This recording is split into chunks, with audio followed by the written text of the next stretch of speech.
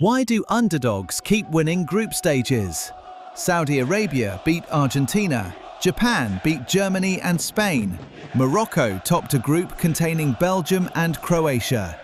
At every recent World Cup, at least one result arrives that stops everyone mid-conversation and makes them stare at their phone. And yet, we keep acting surprised, as if this isn't a pattern that repeats itself every single tournament.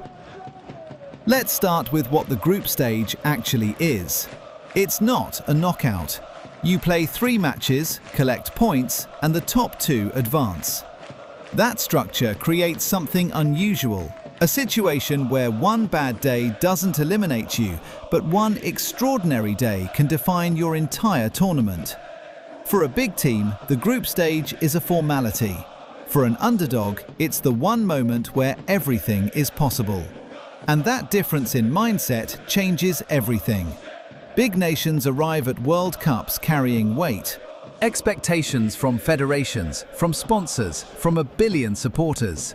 The manager picks a cautious lineup in the first game. The star players are managed carefully. Nobody wants to peak too early or pick up a yellow card. The approach is professional, measured, and sometimes flat. Meanwhile, the underdog has nothing to protect and everything to prove. There's also a tactical dimension that doesn't get enough attention.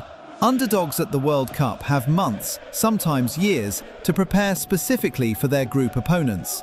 They study every match, every set piece, every individual weakness. Japan's coaching staff had a detailed dossier on Germany's high defensive line before a ball was kicked in 2022. They knew exactly where the space would be. The plan wasn't to match Germany. It was to exploit one specific thing Germany always do. That's not luck. That's preparation meeting the right moment. There's something else worth saying about motivation. When Cameroon or South Korea or Costa Rica walk out at a World Cup, they are representing something beyond football. Entire nations watching from time zones away. Players who grew up without certainty they'd ever reach this stage.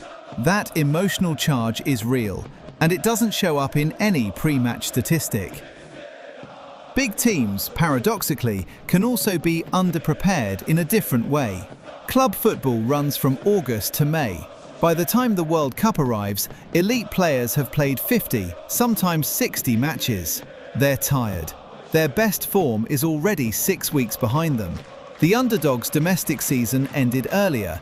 Their squad is smaller, and they've been resting and preparing in a way that Premier League regulars simply haven't.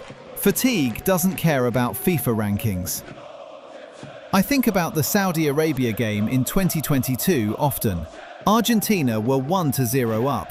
Messi had converted a penalty.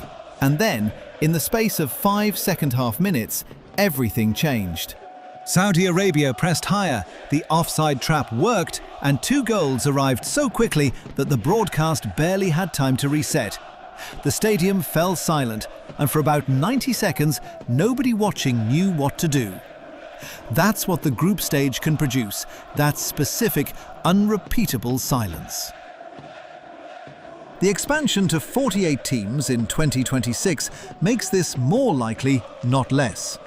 More nations in the group stage means more underdogs, more tactical variety, more mismatches that aren't actually mismatches once the game starts. The tournament gets harder to predict, and that's exactly what makes it worth watching. The next Saudi Arabia moment is already being planned somewhere. In a training ground nobody has heard of, by a coaching staff nobody is writing about yet. And the favourite in that group has no idea it's coming. That's always been the group stage.